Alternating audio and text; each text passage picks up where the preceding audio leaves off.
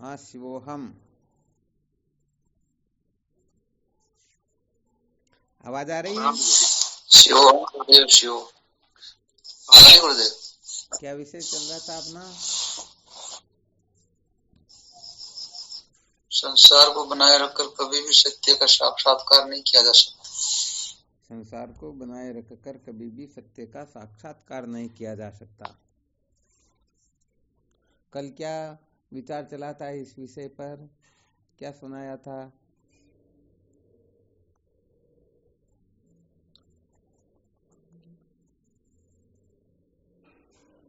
भ्रांति के बारे में सुनाया गुरुदेव। किसके बारे में? भ्रांति के बारे में। अच्छा, भ्रांति के बारे में क्या सुनाया था? जो आत्म भ्रांति के बारे में सुनाया। भ्रांति किसे कहते हैं। बहुत बहुत अच्छी बात है। किसको बताया था फिर भ्रांति? आत्मा को आत्मा के रूप में नहीं जाना, अन्य रूप में जानना, ये आत्म भ्रांति है।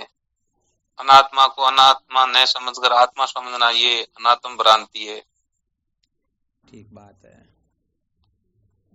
अच्छा, इसको परस्पर में कहे तो क्या कह सकते हैं? जैसे आत्मा को अनात्मा जानना, अनात्मा को आत्मा जानना, इसको परस्पर में कहना चाहेंगे तो किस शब्द से उच्चारण करेंगे?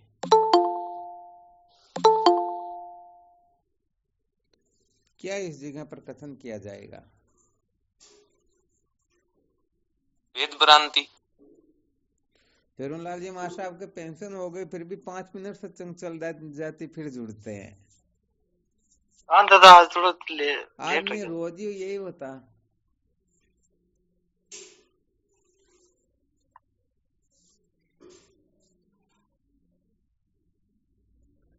हाँ चलो, क्या कहेंगे इसको? वेद भ्रांति। इसको भेद भ्रांति कहते क्या?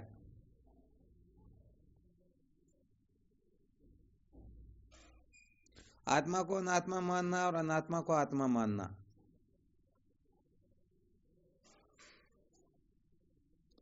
इसका मतलब आत्मा अनात्मा में भेद नहीं, जो आत्मा है वही अनात्मा और अनात्मा है वही आत्मा, ये कहना चाहते हो ना?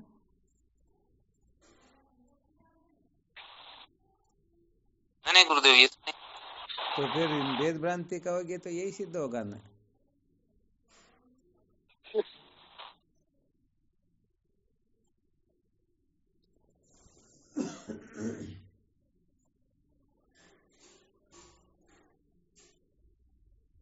पर भेद तो मिथ्या होता है ना।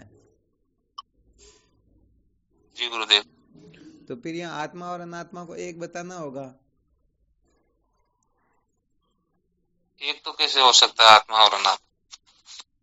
तो आपके कथन से तो यही सिद्ध हो रहा ना।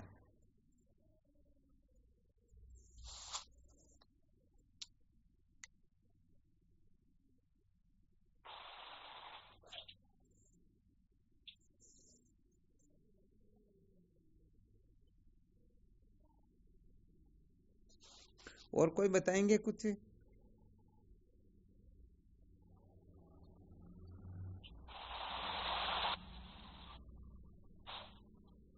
आत्मा को अनात्मा और अनात्मा को आत्मा मानना, इसको शास्त्रों में क्या कहा गया है?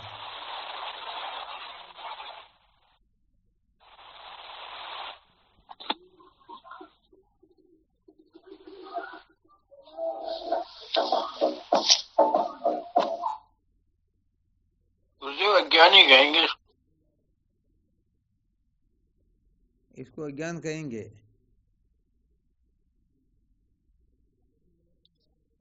भ्रांति है। आत्म भ्रांति है स्वामी जी, आत्मा को अनात्मा, अनात्मा को आत्मा माना। नहीं तो आत्म भ्रांति तो आत्मा को अनात्मा मानना, परंतु अनात्मा को आत्मा मानना आत्म भ्रांति थोड़ी क्या। यहाँ प्रश्न ये किया गया कि यदि कोई आत्मा को अनात्मा माने और अनात्मा को आत्मा माने, इसको क्या कहते हैं? ये क्या कि थोड़ी खूब सत्संग सुनने के बाद परीक्षा होती तो इसे निर्णय निकलता कि आपने कितना ध्यान दे करके सुना, कितनी आपके समझ में आई।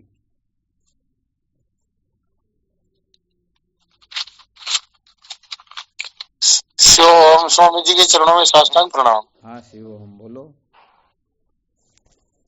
अविद्या कहते हैं स्वामी जी।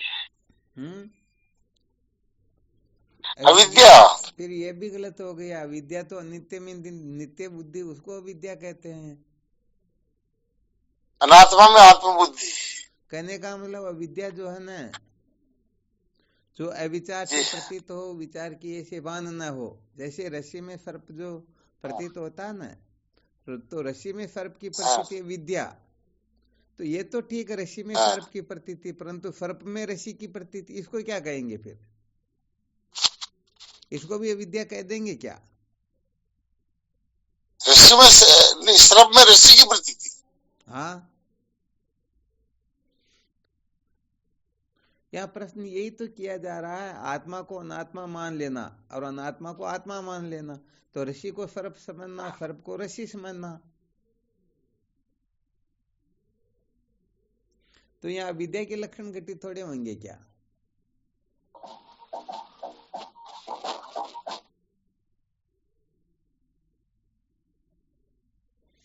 हालांकि है सब अविद्या का ही खेल, अविद्या का ही पसारा है, परंतु वेदांत में पारिभाषिक शब्दों में किस नाम से संबोधन किया गया?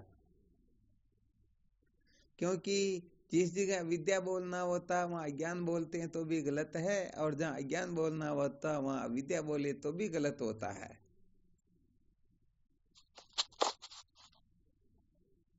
हालांकि ऐसे चलता जरूर है, कुछ भी बोले तो भी लोग देख लेंगे, अरे भाई ये तो बहुत बड़े वेदांती है, परंतु असलियत में पता नहीं होता कि कितने बड़े भ्रांत है।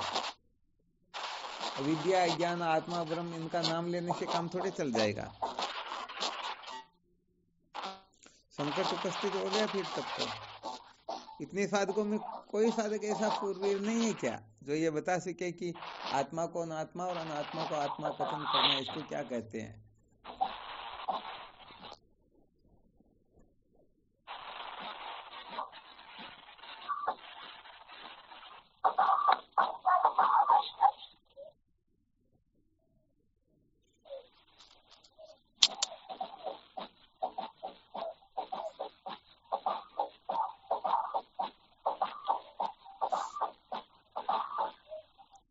कुछ भी नहीं उपज रहा है क्या?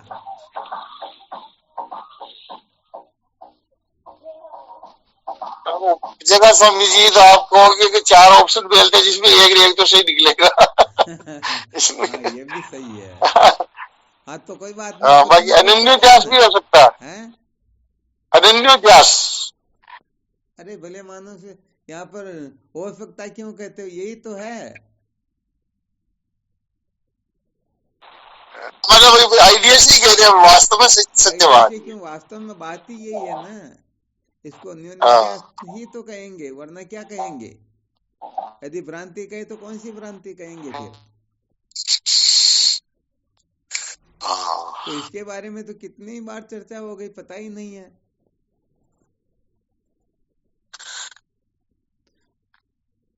आपसे डर लगता है स्वामी जी, ऑप्शन बहुत आते हैं आपके पास, इसलिए। हालांकि कोई दिक्कत नहीं, फिर भी थोड़ा ठीक रहेगा, निराकरण तो हो जाएगा ना। ये सैदानंद जी महाराज की कितनी फटकार लगती, रोज 5 बार तो लगती, फिर भी ये मौन नहीं रहते, फिर भी बोलते, तो फायदा ही होगा।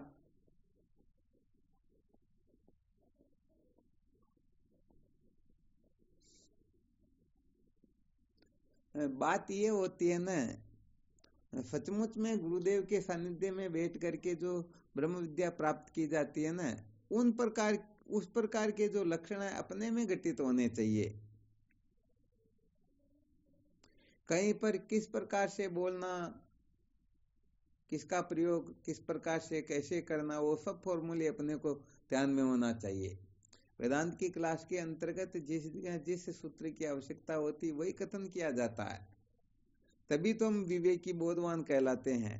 और यदि यह न हो तो फिर गड़बड़ी हो रही है ना। गुरुदेव वो तो गड़बड़ी, और छठे कला में आता ही यही है। अब फिर गड़बड़ कर दोगे। क्या था छठी कला में? वो जब समझाते हैं तब ऐसा बताते क्या हैं ना उस समझाते जगह पर, हैं? अध्यास के बारे में। अध्यास कितने प्रकार का होता? 6 प्रकार का। किसने कहा?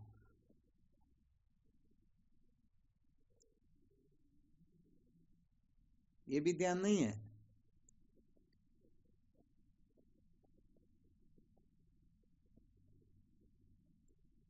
नहीं है क्या ध्यान? तब तो नहीं है स्वामी जी। तो 6 प्रकार का आपको कैसे चला? 6 प्रकार का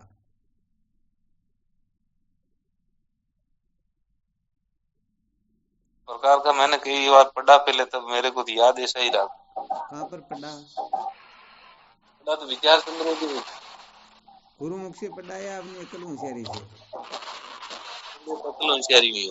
अकल होशियारी से तो ग्रंथ पढ़ने भी नहीं चाहिए ना, बिल्कुल ही। गुरुदेव के सानिध्य में बैठ के सबसे पहले पढ़ना चाहिए, बाद में हाथ लगाना चाहिए। इसी कारण सब गड़बड़ घोटाला हो जाता है। अपन आगे से आगे पता नहीं कितने ग्रंथ पढ़ लेते हैं ना, कितने पता नहीं क्या का क्या सुन लेते हैं, फिर उनको गुरुदेव चाहे तो भी नहीं समझा सकते, क्योंकि उनको इतना ज्ञान हो जाता है कि गुरुदेव भी उनके सामने कुछ नहीं होते हैं। और वैसे देखा जाए तो ये स्वाभाविक होता है, अपने में वो अभिमान जो है निश्चित रूप से जागृत हो जाता है। तो वैसे देखा जाए तो शास्त्रों की तो मर्यादा यही है, जब तक गुरुदेव के सानिध्य में बैठकर न पढ़ लें तब तक तत्व जिज्ञासा कैसे जागृत होती, विवेकादि साधनों से कैसे संपन्न हुआ जाता, अपने में फट संपत्ति है या नहीं, इनका ही अच्छी तरह से प्रयत्न करते रहना चाहिए।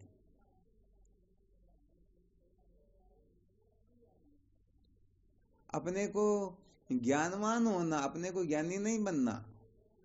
क्या बनना अपने को? ज्ञानवान। हाँ, ज्ञानवान होना। ज्ञानी बनेंगे तो सच्ची बात मैं भी सोचता हूँ, इससे तो अच्छा ज्ञानवान होते, ज्ञानी बन करके फालतू कोई मतलब नहीं। साधक जो है वो सब अपनी अक्ल होशियारी लगाते, समझाना चाहते, समझना कोई नहीं चाहते हैं। बहुत दुर्लभ बात होती, कोई साधक है बहुत उच्च कोटि का, वह भले समझना चाहता हो, बाकी गुरुजी को समझाना चाहते कि नहीं ये ठीक है और ये ठीक नहीं है, तो फिर गड़बड़ हो जाती है। और क्या?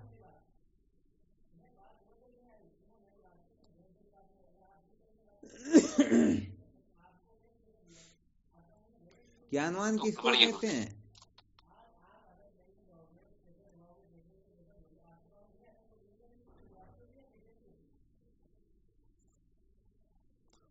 कौशल्या ने क्या मैसेज लिखा तो भाई? ज्ञानवान तो वही होता है गुरुदेव। क्या बात, लो देखो कौशल्या ने लिख दिया, अध्यास 2 प्रकार का होता है, ज्ञानाध्यास और अर्थाध्यास। तो गड़बड़ हो गई बात। आपने बताया अच्छा है, इसने बताया दो, अब आप दोनों आपस में लड़ते रहना, मौका मिले तब। और क्या?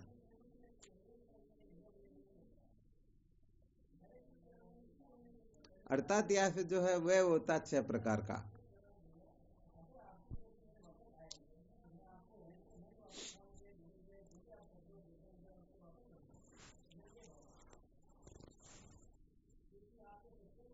ज्ञानवान किसको कहते हैं?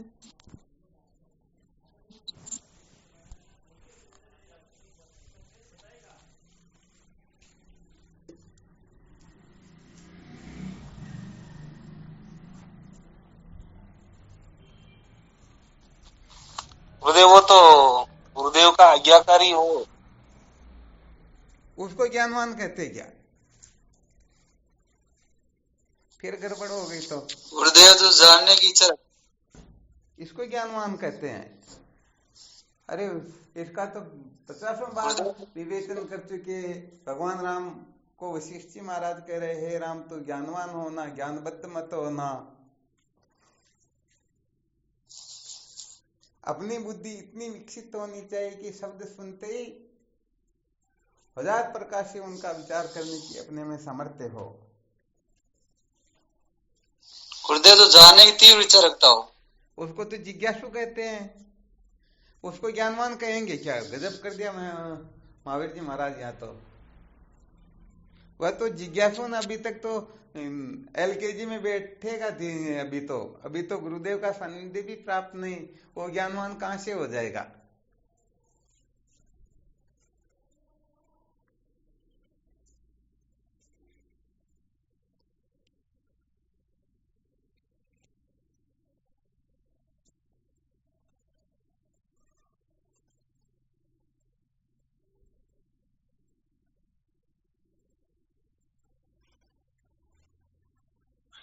आवाज नहीं आ रही गुरुदेव? आवाज मैं देख रहा हूँ, कोई बोले तो सुनूं मैं भी।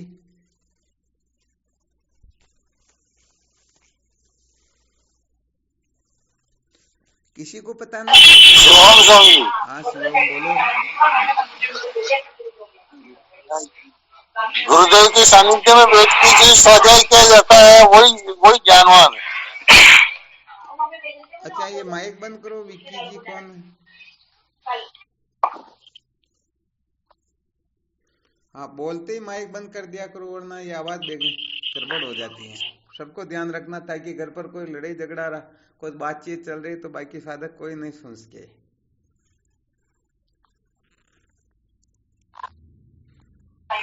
हाँ ये भी गलत है।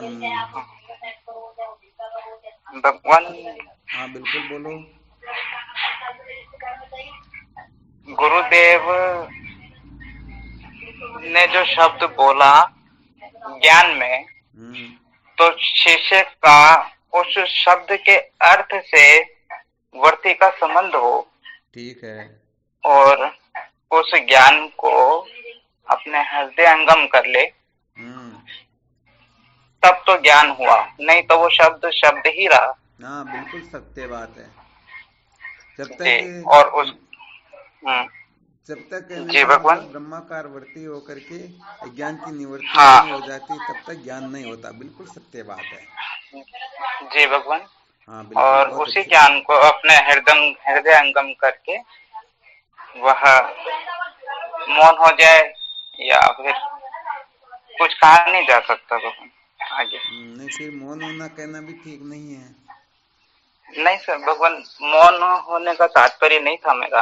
हाँ कोई बात नहीं, उसका विचार, हाँ विचार कर। हाँ फिर भी इस प्रकार से जिनको और बोध होता है उनको कहते हैं ज्ञानी, तो सर उनको बोधवान कह सकते हैं।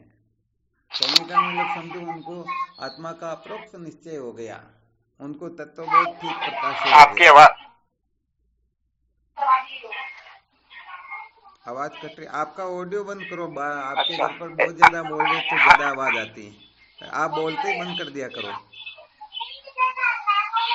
विक्की जी ऑडियो बंद करो। अच्छा तो हाँ आपके वहां से शोरगुल बहुत हो रहा ना। हाँ बोलना हो तब जरूर चालू कर दिया, बोलते ही तुरंत बंद कर दिया करो। ये पूरी सावधानी रखनी सबको, यदि किसी के घर पर कुछ गड़बड़ घोटाला हो रहा हो तो।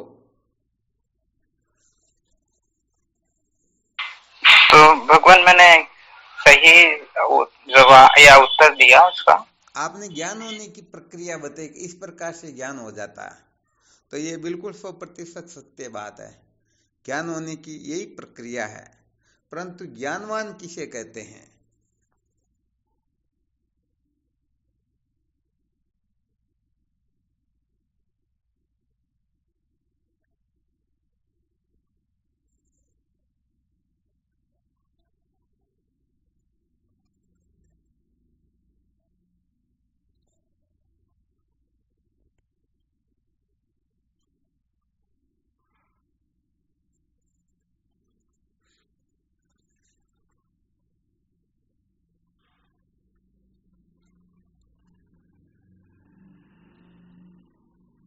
कौन बताएंगे?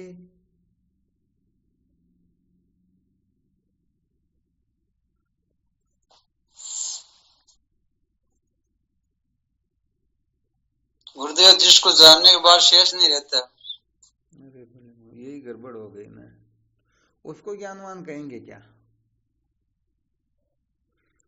वशिष्ठ जी महाराज भगवान राम को कह रहे हैं, राम तू ज्ञानवान होना, ज्ञानबद्ध मत होना। इस जगह पर ज्ञानवान से क्या तात्पर्य है? ज्ञानबद्ध से क्या तात्पर्य है और ज्ञानवान से क्या तात्पर्य है,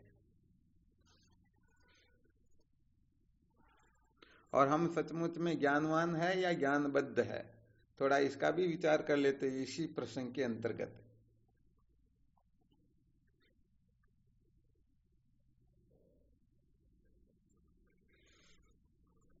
हाँ, बहुत विशेष रहस्य समस्त साधकों को बड़ा एकाग्रचित करके फिर इस रहस्य को समझना है।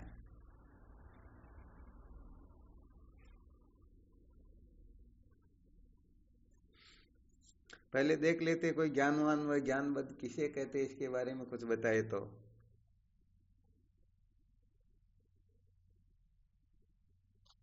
गुरुदेव ज्ञानवत तो इसे कहते हैं जो केवल मात्र जानकारी हो। हाँ, ठीक बात है। और ज्ञानवान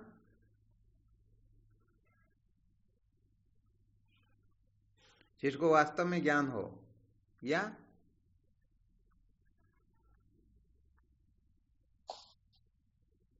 जो ज्ञान तो हो, ज्ञान का अभिमान ना हो। इसको ज्ञानवान कहते क्या?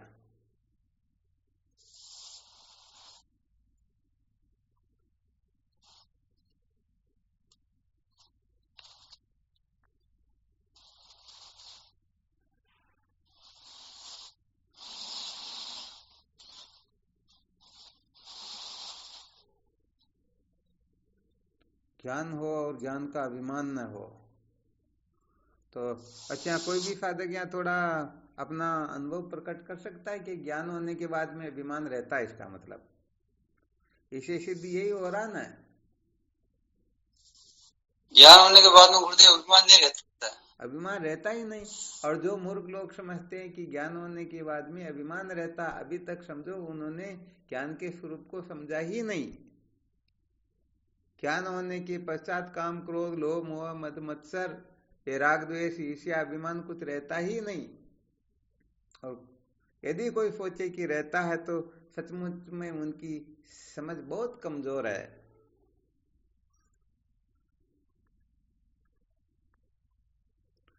फिर गड़बड़ कर गए भाई यहाँ पर तो।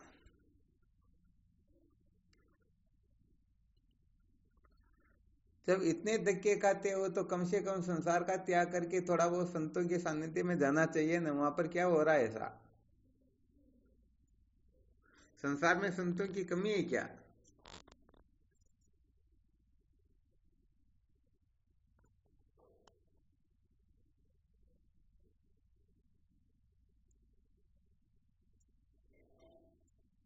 गुरुदेव जिस प्रकार के उसी प्रकार जीवन हो। क्या हो? जैसी कतरी जिस प्रकार के उसी प्रकार उनका जीवन हो। रहने करने बेचारी यहाँ पर कहाँ आ गई? तो इसका मतलब ज्ञानवान जो ज्ञानी वह भी विधि का गुलाम अभी तक तो, और जो गुलाम होता वो ज्ञानी किस बात का? वो तो परतंत्र है, बंधा हुआ है। अभी तक देह, इंद्रियां, प्राण, मन, बुद्धि सबके चक्कर में पड़ा हुआ है। वो तो ऐसे रहना चाहिए, ऐसे रहना नहीं चाहिए, ये पाप है, ये पुण्य है।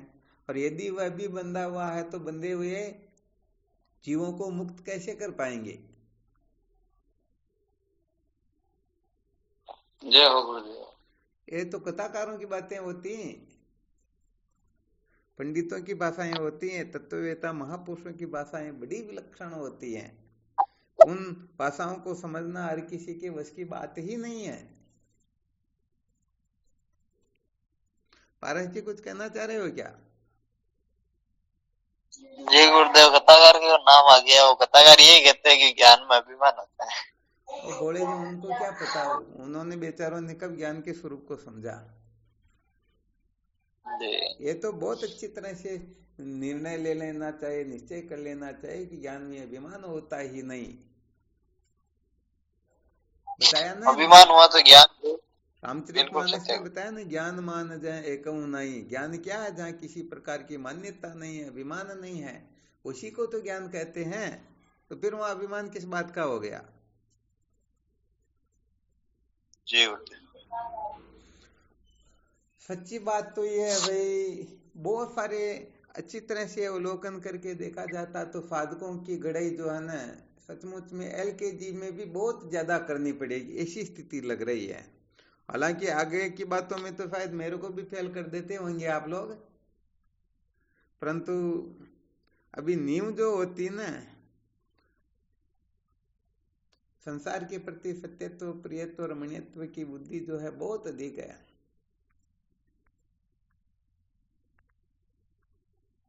अब या तो हम इनसे सीखना नहीं चाहते हैं, या इनको ही हम परम सत्य समझ करके बैठे हुए हैं।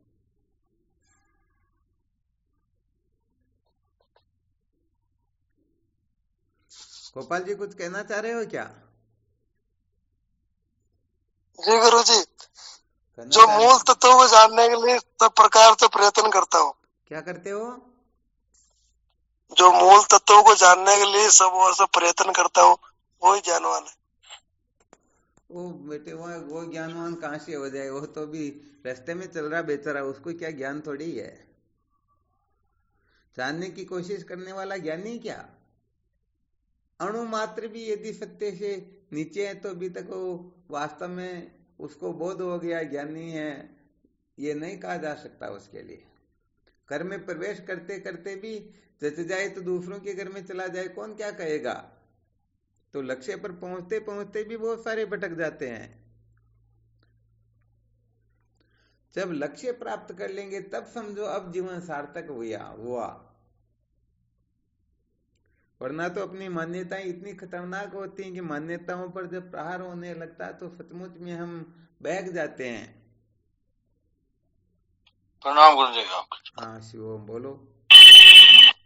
जो श्रुति युक्ति अनुभूति में निपुण हो। हाँ, श्रुति युक्ति अनुभूति सब में निपुण हो तो ब्रह्म श्रोत्रिय हो सकता है।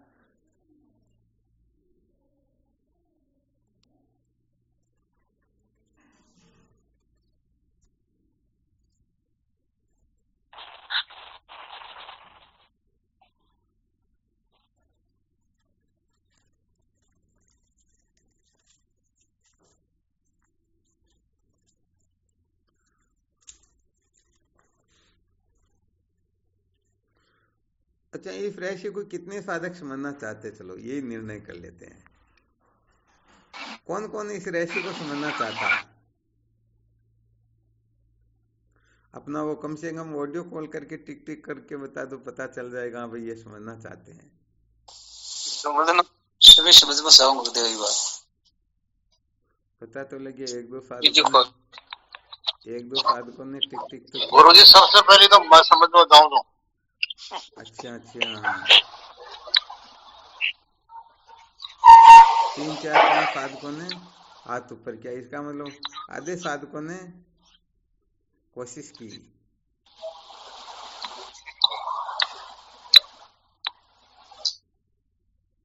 चलो हाथ उठाने से ही पता चल गया भाई ये समझना चाह रहे हैं।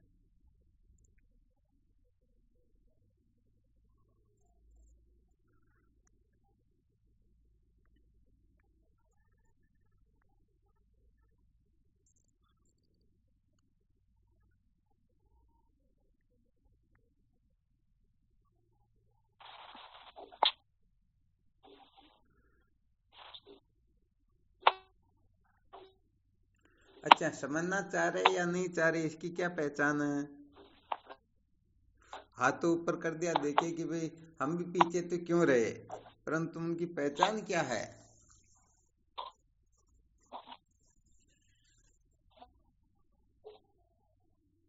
अभी बात रो तुम्हारा ठाकुर गुरु जी मारे तो क्या ये है कि अभी ने समझना ही चाहवा, नहीं समझा तो हुनर बस कराई तू कहीं। बहुत बहुत अच्छी बात है। कोई बता सकते हैं इसकी थोड़ी बहुत पहचान?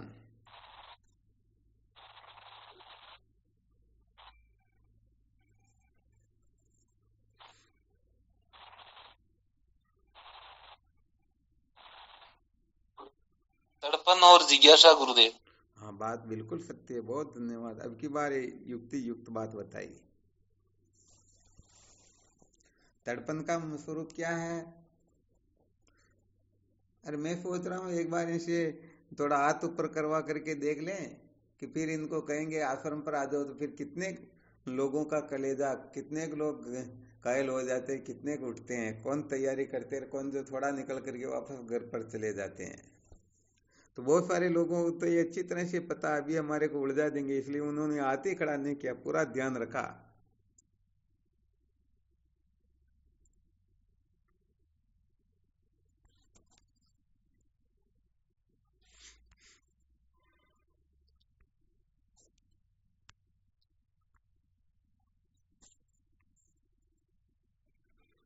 आश्रम पर तो गुरुदेव हर कोई आ जाएंगे, आश्रम पर क्यों नहीं आते? क्या हुआ? आश्रम पर तो सभी आ जाएंगे, ऐसा थोड़े नहीं आएंगे। एक तो मैं तैयार बेटा। तैयारी से बैठे और क्या।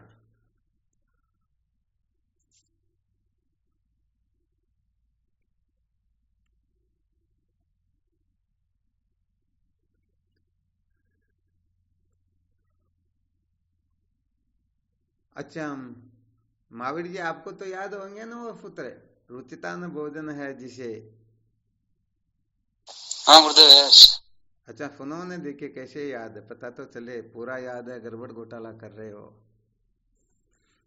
रुचिता ने भोजन जिसे मन मार फिर भी खाई कौन है, बोलेंगे? चलना नहीं है कौन हाँ बोलेंगे? गुरुदेव। रुचिता न भोजन है जिसे, है कौन बोलेंगे? गलती बोलोगी तो गलत याद हो जाएगा दूसरों को, वापस बोलो। रुचिता ने भोजन, रुचिता ने भोजन बोलो। रुचिता न भोजन है रुचिता ने जिसे मन भोजन मार है फिर जिसे भी मन खाए मार हैं, फिर भी खाए। चलना नहीं है चाहता हो किन्न फिर भी जाए है, तन दाम सुत नहीं चाहता रुचिता नहीं परिवार है, सतत्व की हो खोज उसका ज्ञान में अधिकार है, ना भोग जिसको खींचते ना क्षोभ मन में आए हैं, कैसी सुहावनी वस्तु हो ना लोभ मन उपजाए है वस्तु सच्ची कौन सी किस वस्तु माई सार है, उस वस्तु की हो खोज उसका ज्ञान में अधिकार है, सब भांति का सामर्थ्य है अरु प्राप्त सब ही भोग हैं, फिर भी न रुचिते भोग मालूम होते रोग है, ब्रह्मादि का ऐश्वर्य भी जिसके लिए खरबार हैं, जो चाहता बस मोक्ष उसका ज्ञान में अधिकार है, जिसके लिए खरबार है। हाँ ये कुछ संकेत किए गए, जैसे मछली बिना जल के नहीं रह सकती हैं, वैसे ही जिनका ये निश्चय हो जाए बस मुझे सत्य का साक्षात्कार करना है, इसके बदले में उनको कुछ भी क्यों न मिलता हो फिर भी उनको स्वीकार न करे, उनमें महत्व बुद्धि न हो, उनके पीछे पागल न हो, तब समझना चाहिए सचमुच में ये ज्ञानवान होना चाहते या इस रहस्य को समझना चाहते हैं। अच्छा और विशेष बात यह कि भी सहजानंद जी कहते रहे कि मैं तैयार बैठा हूं, परंतु वहां से निकलेंगे तब तक की ये तैयारी, यहाँ पर आने के बाद में ये तैयारी रहेगी कब वापस जाऊं, या फिर बीच में ही प्लान बन जाएगा कि इतने बजे मेरे को वहां से वापस निकलना, ये तो 5 मिनट का काम है। पाचो कभी कौन जो गुरु जी हैं? पाचो कभी कौन जो। सही बात है।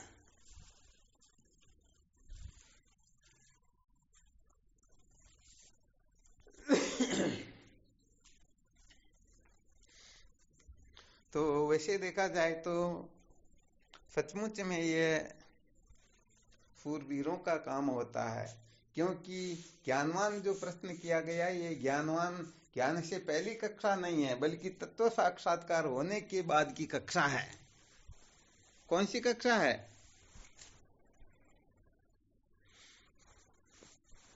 तत्व के साक्षात्कार होने के बाद की।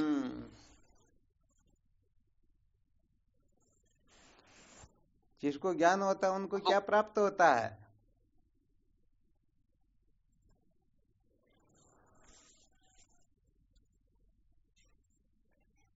तो ज्ञान होने के बाद फिर बाकी क्या रहता है? हाँ बाकी नहीं रहता, तो ज्ञान से मिलता है क्या? ज्ञान से परमानंद की प्राप्ति होती है, सर्वे दुखों की निवृत्ति हो जाती है। बहुत बहुत अच्छी बात है। सर्व दुखों की निवृत्ति और परमानंद की प्राप्ति, ये ज्ञान का फल है। तो देखो, इस ज्ञानवान पर विचार तो कल करेंगे, आज थोड़ा ज्ञानबद्ध पर कर लेते हैं। जी गुरु। कुल मिलाकर के इनका सार जो है, ज्ञानवान कहते हैं ज्ञान का जो फल है वह प्राप्त हो जाए तब तो समझो वह ज्ञानवान है, और वह फल प्राप्त न हो तो वह ज्ञानवान नहीं है। ज्ञानबद्ध का मतलब होता है ज्ञान तो उनको अच्छी तरह से हो गया, परंतु ज्ञान का जो फल है उसको वह प्राप्त नहीं हुआ। जैसे लोक दृष्टि से कहा जाता ना कि भाई ये स्त्री जो है ये बंध्या स्त्री है, तो इसका मतलब क्या होता है? उसके पुत्र नहीं है। हाँ, उनके पुत्र नहीं है, अर्थात संतान यदि नहीं है तो वह बंध्या कहलाती हैं। वैसे देखा जाए तो व्यवहारिक दृष्टि से जिस स्त्री के संतान न हो वह परिवार में या किसी भी जगह पर जैसे आदरणीय होना चाहिए वह होती नहीं है, और जिसके संतान हो वह आदरणीय होती हैं। ऐसा शायद लोक दृष्टि से कथन किया जाता, ध्यान होगा शायद आप लोगों को। जी गुरुदेव, बिल्कुल। तो यहाँ पर ज्ञानबद्ध जो कहा गया है, इससे तात्पर्य है कि ज्ञान तो है परंतु ज्ञान का जो फल है उनको वह प्राप्त नहीं है। तो इसको कहते हैं बद्ध ज्ञानी। क्या कहते हैं? बद्ध ज्ञानी।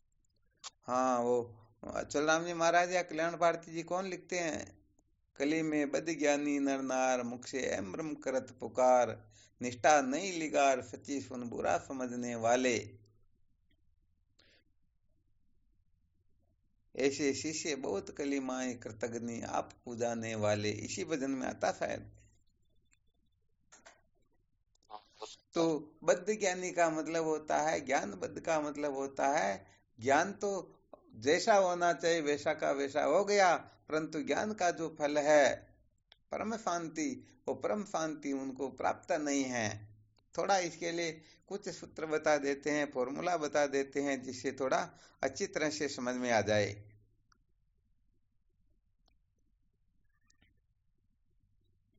ये दृष्टांत तो समझ में आ ही गया ना,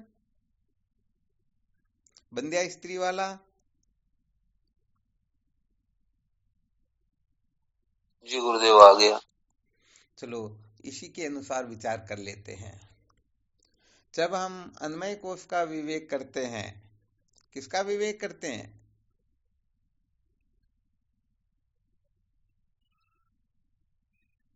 अन्वय कोश का। अन्नमय कोश का, या इसे भी थोड़ा और नीचे उतर जाए तो ये संसार जो है झूठा है और परमात्मा सत्य है, ऐसा समझो किसी को बोध हो गया। जैसे रस्सी में दिखाई देने वाला सर्प जो है ये झूठा है, किसी को अच्छी तरह से समझो निश्चय हो गया। अब समझो यदि कोई सज्जन एक गिलास भर दूध की पिलाने के लिए दौड़ा हुआ जा रहा है, और एक जो है डंडा लेकर के उसे मारने के लिए दौड़ा जा रहा है। अब यदि वह दोनों के लिए कथन करता है कि भाई देखो ये तो समझदार है और ये मूर्ख है, ये पुण्यात्मा है और ये पापी है, तो वास्तव में वह इस रहस्य को समझता है क्या? नहीं। हाँ, बिल्कुल नहीं समझता। अभी उसने सर्प का मिथ्यात्व निश्चय थोड़े किया, सर्प को झूठा थोड़े समझा, सर्प को सच्चा समझ रहा। इसीलिए तो दूध पिलाने वाले को शाबाशी दे रहा और मारने वाले को वो कहने का मतलब पता नहीं क्या क्या अंट संट बोल रहा है। तो बताओ सचमुच में उसको ज्ञानवान कहा जाएगा या ज्ञानबद्ध कहा जाएगा? तो ज्ञानबद्ध। ज्ञानबद्ध कहा जाएगा। बिल्कुल किसी को शंका है क्या?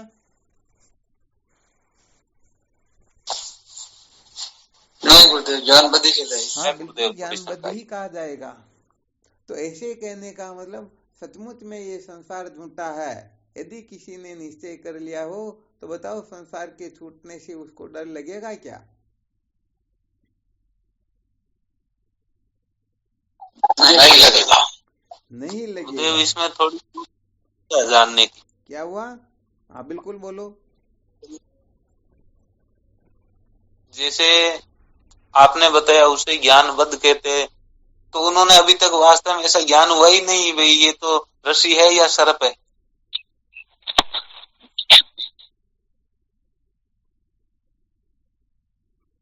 जैसे दूध पिलाने वाले को शाबाशी दे रहा है, मारने वाले को बुरा बक रहा है, तो अभी तक तो वो सर्प ही समझ रहा है, उसे वास्तव में रस्सी समझ नहीं रहा है। इसीलिए तो ये सिद्ध करना चाह रहे, बताना चाह रहे कि अपन सब एक से बढ़कर एक ज्ञानी है, परंतु सचमुच में हम ज्ञानवान है या ज्ञानबद्ध, उसी का फॉर्मूला समझा रहे हैं। हम समझते हैं कि ये सारा का सारा संसार अनित्य है, जड़ है, दुख रूप है, अन्नमय प्राणमय मनोमय विज्ञानमय आनंदमय कोश है। जब झूठे हैं तो इनका मान हो तो क्या, अपमान हो तो क्या, थोड़ा करके देखें क्या। अभी एटम बम छोड़ देंगे कि हमारे को कैसे कह दिया, सत्य वचन है तो गुरुदेव। फिर वो बद्ध ज्ञानी या ज्ञानवान है? बद्ध ज्ञानी है गुरुदेव, बिल्कुल। हाँ तो गड़बड़ तो हो रही है ना। हाँ बिल्कुल हो रही समझ गुरुदेव, लिया जब सत्य ये वचन। मैं नहीं हूं, मेरा नहीं है, सत्य नहीं है, तो फिर यदि वही आसक्ति है, वही ममता ममता है, उसी को बनाए रखना चाहते हैं, उसी के प्रति महत्व बुद्धि है, तो हम ज्ञानवान हुए या ज्ञानबद्ध हुए, अच्छी तरह से विचार करके देखो। फिर कोई संशय हो तो फिर शंका करो। सत्य गुरुदेव, ये तो ज्ञान बद्ध है। तो इस दृष्टि से देखा जाए तो हालांकि बहुत अच्छी बात है, परंतु अधिकतर जगह देखा जाएगा तो हम छोटी छोटी चीजों के पीछे भी ऐसे पागल हो जाते हैं, मरने मारने पर उतारू हो जाते हैं। तो हम सचमुच में ब्रह्म को सत्य समझ करके ब्रह्म विचार कर रहे, या संसार को सत्य समझ करके संसार को पाने की कल्पना में के चक्कर में उलझे हुए हैं? इस प्रकार देखे तो हम संसार को सत्य समझ करके ही ब्रह्म को पाने के चक्कर में पड़े। तो यहाँ पर कहने का मतलब अन्नमय प्राणमय मनोमय ज्ञान विज्ञानमय और आनंदमय, इन पंच कोश के प्रति जिनको निश्चय हो गया कि सचमुच में ये सारे के सारे अनात्म पदार्थ है, ये सारे के सारे असत्य जड़ दुख द्वैत रूप है, वास्तव में देखा जाए तो ये मिथ्या ही है, परंतु इन पंच कोशों के प्रति जो अपना आग्रह है वो निवर्त कहाँ पर होता है? अरे यार, तो निवर्त न तो ऊंचे वालों का होता न नीचे वालों का होता। आवाज नहीं आ रही है स्वामी जी। आवाज नहीं आ रही? गुरुदेव अब आ रही है?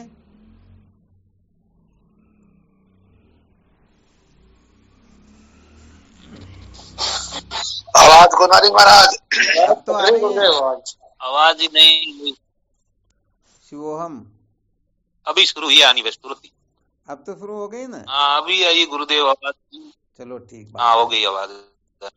तो कह रहे हैं कि यहाँ पर तो कहने का मतलब पंचकोश को लेकर के, चाहे ऊंचे हो चाहे नीचे हो, ब्राह्मण को भी ब्राह्मण पन्ने का अभिमान होता है और एक शूद्र को भी इतना अभिमान होता है कि मैं ऐसा हूं। तो हम तो उलझे हुए तो है ना। हालांकि जो हाँ बिल्कुल। निम्न श्रेणी के वो तो क्या अभिमान करेंगे, परंतु वो भी पीछे नहीं रहते हैं। तो हर प्रकार से देखा जाए तो पंचकोश के प्रति जो आग्रह होता है, वो आग्रह भले ही हम कहेंगे पंचकोश में नहीं, मेरे नहीं, सत्य नहीं, मैं इनका दृष्टा हूँ, साक्षी हूँ, कुटस्थ हूँ, अजर अमर नित्य साक्षात ब्रह्म आदि हूँ, परंतु गड़बड़ तो वही होगी ना। फिर ये तो वही बात होगी कि पंचांग बोल तो माता पनाड़ो टेस्ट डाकी।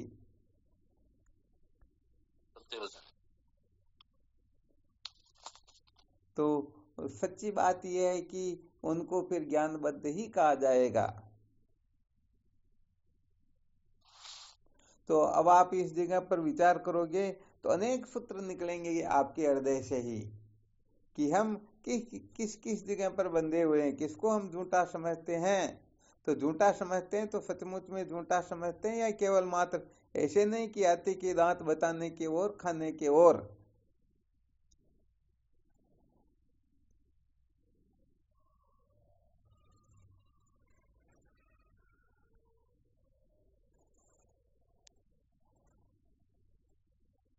तो शायद विचार करोगे तो सूत्र निकलेंगे ना।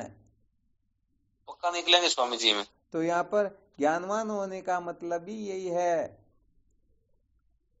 कि हम वाटर प्रूफ घड़ी की तरह झंझट प्रूफ हो जाए। इस संसार में ऐसी कोई शक्ति सत्ता सामर्थ्य हो ही नहीं कि अपने को दुखी कर दे, अपने को झंझटों में उलझा दे, अपने को कहने का मतलब इधर उधर कर दे, तब समझो हम ज्ञानवान हैं। वरना सचमुच में ज्ञान बदा, ऐसा नहीं कहते कि आप ज्ञानी नहीं हो।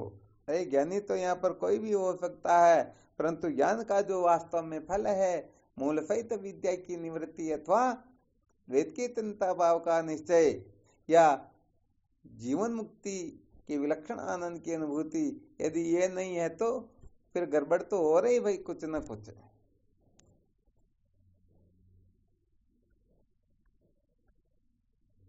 इसके अनुसार स्वामी जी खूब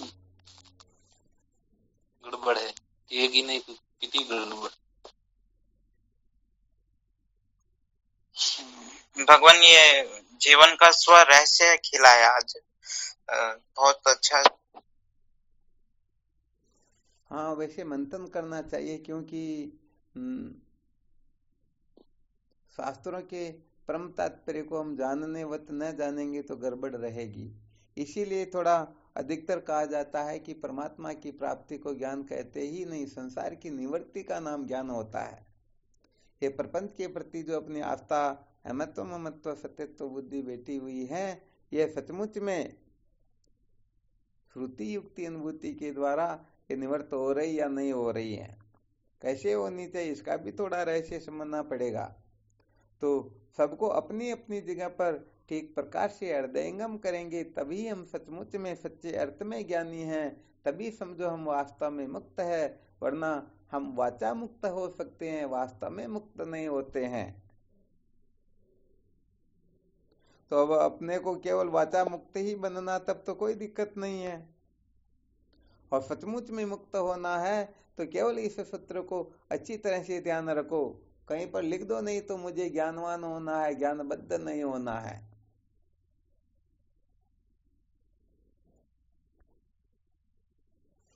तो ये बहुत बड़ा गड़बड़ घोटाला होता है। तो हम होते तो हैं ज्ञानबद्ध और समझ लेते हैं अपने को ज्ञानवान। तो ये जो एक प्रकार का अध्यास होता है, ये अध्यास करने का मतलब अनादिकाल से अपने को भटका रहा है और भटकाता ही रहेगा।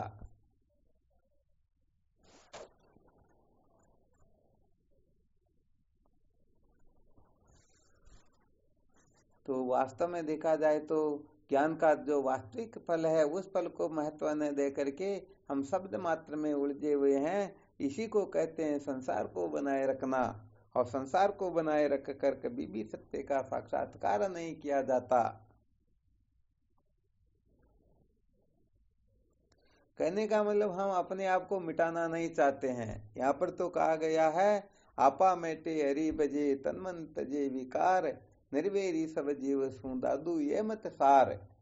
तो हम अपना जो नकली अहम है ना, उस नकली अहम को सचमुच में इतना महत्व दे करके बैठे हैं कि उनके सामने ब्रह्म विद्या हो, चाहे गुरुदेव हो, चाहे कोई क्यों न हो, ये कोई कुछ होते ही नहीं। अपने को इतना अपने ऊपर विश्वास होता है। तो सत्य बात यही है कि जब तक ये नकली अहम धराशायी नहीं होगा, ये नकली अहम जब तक ठीक ठीक प्रकाश से निवृत्त नहीं हो जाएगा, तब तक सच्ची बात है ये गड़बड़ घोटाला जीवन से कभी भी निकलने वाला है ही नहीं। तो क्या भगवान हम अहंकार को ही ब्रह्म समझ लेते हैं? हाँ, बिल्कुल सत्य बात यही होती है। ब्रह्म में जिनकी स्थिति हो जाती है वो उसी समय ज्ञानवान हो जाता है, जीवन मुक्त हो जाता है। परंतु ये जो पंच क्लेश के अंतर्गत अस्मिता नाम का जो दूसरा क्लेश होता है ना, जिसे बुद्धि को ही आत्मा समझ लेना, इस अहंकार को ही आत्मा समझ लेना, बुद्धि और आत्मा की जो एकता होती है ना, इसी को अस्मिता कहते हैं। यही सूक्ष्म अहंकार होता है। तो ऐसा करने से सारा गड़बड़ घोटाला हो जाता है। अरे भाई, ये अहंकार तो निवृत्त इसका तो निराकरण होता है, ये तो इसकी निवृत्ति हो जाती है। वैसे देखा जाए तो ये अहंकार ही अपने को अनादिकाल से भटका रहा है। सत्य बात कहें तो हम एन केन प्रकारेण अपने इस नकली अहंकार को ही सजाना चाहते हैं। बड़ी से बड़ी ऊंची से ऊंची कक्षा की ब्रह्म विद्या प्राप्त करके भी हम इस नकली अहम को सजाना चाहते हैं। इसी को शास्त्रों में व्यक्तित्व की उपाधि दी जाती है। जब तक व्यक्तित्व में अभिमान होता है तब तक हम अविद्या के बंधन से मुक्त हो सकते ही नहीं। इसी को शास्त्रों में व्यक्ति निष्ठा कहा जाता है।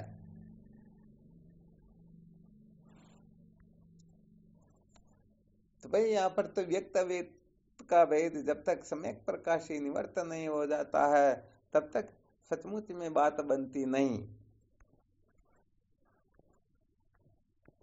जैसे वो छोटा बच्चा लोहे के गोले को अग्नि और अग्नि को लोहे का गोला समझ रहा था, ऐसे ही हम है तो सचमुच में छोटे बच्चे इस अहम को परमात्मा समझ रहे हैं, तो उस बच्चे से ज्यादा समझदार है नहीं, परंतु समझ बैठते कि नहीं नहीं मैं भी ज्ञानी हूं।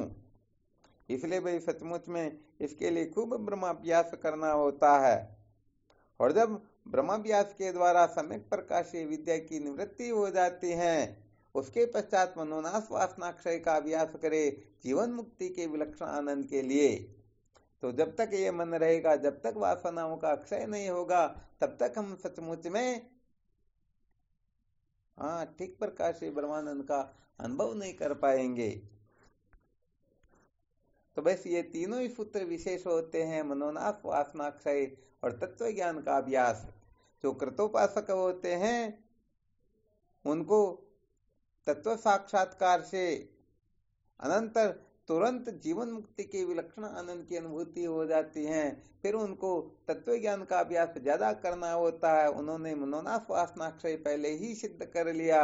और जो अकृतोपासक होते हैं उनको तत्व साक्षात्कार के अनंतर मनोनाश वासना क्षय का अभ्यास करना होता है।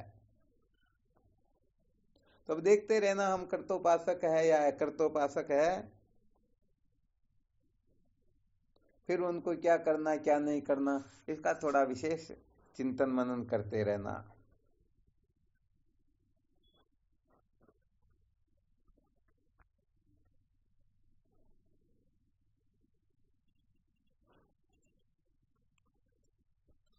कर्तोपासक का मतलब जिन्होंने ब्रह्मचर्य, अभ्यास और वैराग्य इन तीनों के लिए खूब अभ्यास किया हो।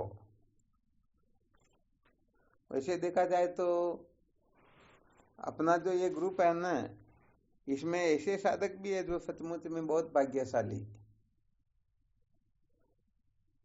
कहने का मतलब उन्होंने समझो 3 वर्ष से ब्रह्मचर्य का अखंड पालन कर रहे हैं, भले उनकी उम्र 30-32 से ज्यादा नहीं होगी। तो ये तो वैसे देखा जाए तो बड़ी सौभाग्य की बात है। इस प्रकार से यदि कोई ब्रह्मचर्य, अभ्यास और वैराग्य इन तीनों को सम्यक प्रकार से पालन करते हुए आगे बढ़ेंगे तो निश्चित रूप से केवल तत्व ज्ञान के अभ्यास करने मात्र से वो जीवन मुक्त हो जाएंगे। क्योंकि उनकी संसार के भोग पदार्थों में तो आसक्ति, अहमता, ममता बिल्कुल रहती ही नहीं। और जब इनमें अहमता, ममता है ही नहीं तो वो किसके गुलाम होंगे, किसके चक्कर में पड़ेंगे, किसके पीछे पागल होंगे।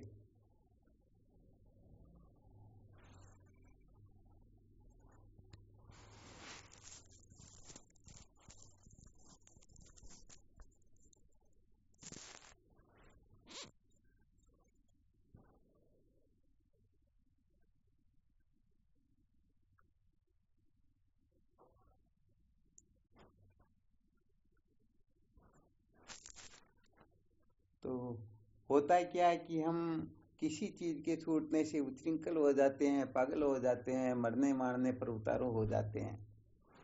इसका मतलब यही है कि अभी तक हम उस वस्तु को सतचित आनंद रूप समझ करके बैठे हुए हैं। तो ये ब्रह्म विद्या के जो अधिकारी होते हैं, जिज्ञासु होते हैं, वो साधारण नहीं होते हैं, बड़े विलक्षण होते हैं। ब्रह्मादि स्थावरांतेषु वैराग्यम विशेषवनु यथैव काकविष्टायाम वैराग्यम तदि निर्मलम। तो हम ये नहीं कह रहे कि जिनको निषिद्ध विषय से वैराग्य हो गया वो बहुत ऊंची कक्षा के, अरे इनमें कोई बड़ी बात नहीं होती है, बल्कि जो विहित विषयों से पूर्ण रूप से विरक्त हो जाए, स्वप्न में भी कामना न हो, समझो वो बड़े विलक्षण होते हैं। और सचमुच में देखा जाए तो आदरणीय भी वही तो होते। तो अपने को भी विचार करना चाहिए कि हम इतने पीछे कैसे, हमको भी तो आगे बढ़ना है ना।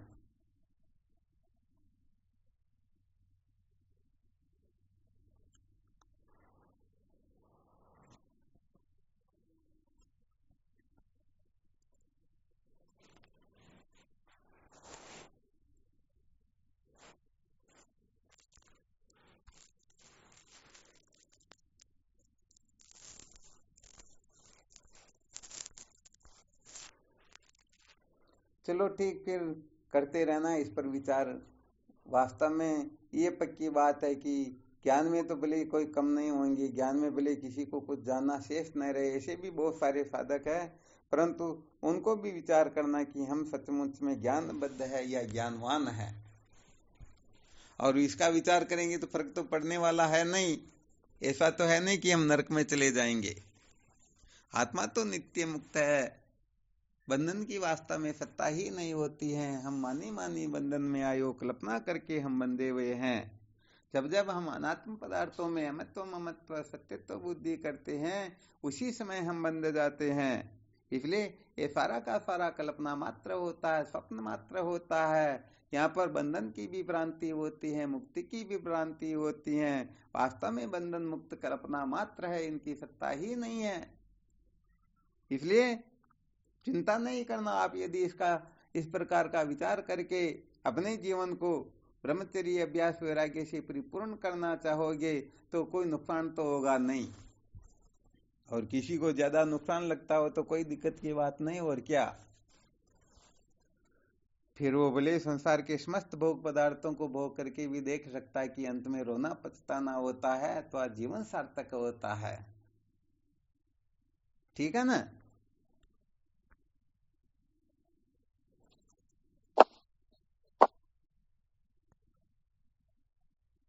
चलो ठीक, फिर करो साधन भजन, है ना। या कोई शंका हो तो और बोल सकते हो।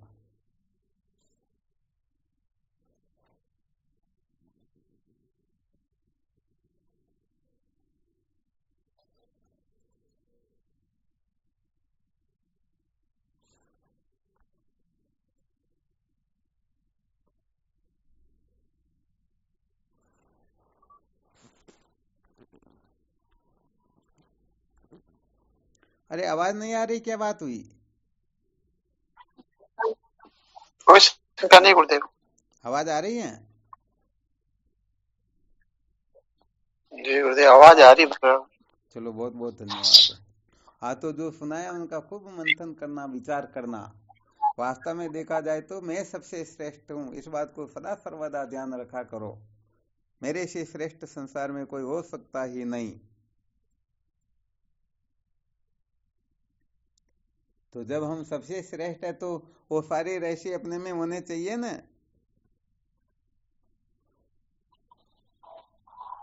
क्योंकि एक श्रेष्ठ व्यक्ति कोई चोरी अन्याय थोड़ी करता, उल्टा सुल्टा काम थोड़े करता।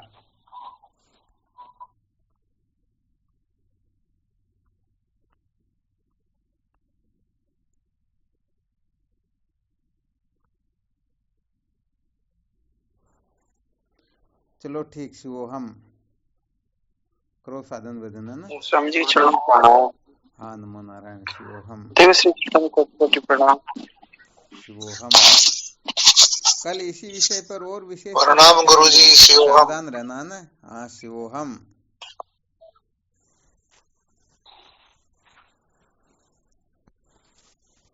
गुरुदेव भगवान के पावन चरणों प्रणाम। गुरुदेव आपके श्री चरणों में प्रणाम, बारंबार प्रणाम। स्वामी जी के चरणों में साष्टांग दंड। शिवोहम। गुरुदेव भगवान के श्री चरणों में प्रणाम स्वामी जी। प्रणाम। हाँ, शिवोहम।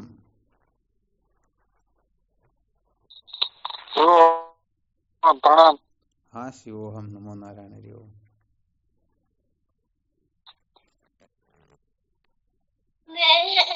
प्रणाम स्वामी जी, आपके श्री चरणों में कोटि कोटि प्रणाम। हाँ शिवोहम। हरिओम प्रभु। हाँ नारायण हरि ओम।